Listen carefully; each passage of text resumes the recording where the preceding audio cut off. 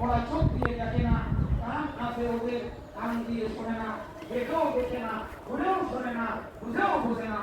এরা হচ্ছে চতুষ্পদ জানোয়ারের মতো, এরা হচ্ছে কুকুরের মতো, এরা হচ্ছে বিড়ালের মতো। ওরা এবং রাধারহম আলাল কম এর থেকেও নিকৃষ্ট, এর থেকেও নিকৃষ্ট।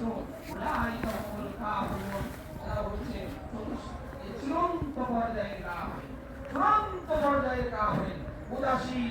উদাসীন মন মানসিকতা, কোথায় যাচ্ছে, কি করছে, কিভাবে চলছে, কোনো হিসাব নাই, কোনো কিছু ভাবার প্রয়োজন নাই।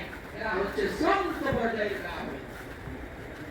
দেখেন না, কুকুর মেলামেশা করে, ওদের লজ্জা আছে, হায়া আছে।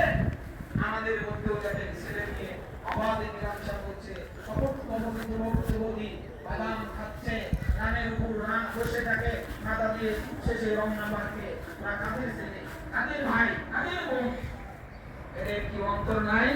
এরা শিক্ষিত দাবি করে নিজেদেরকে।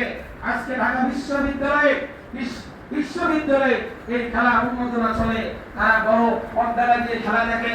এই জাতিদেরকে শিক্ষিত বলা হয়, এদেরকে সেলিব্রিটি বলা হয়। এরাই নাকি সুস্থ জেনারেশন। কিভাবে এরা জ্ঞানী হতে পারে?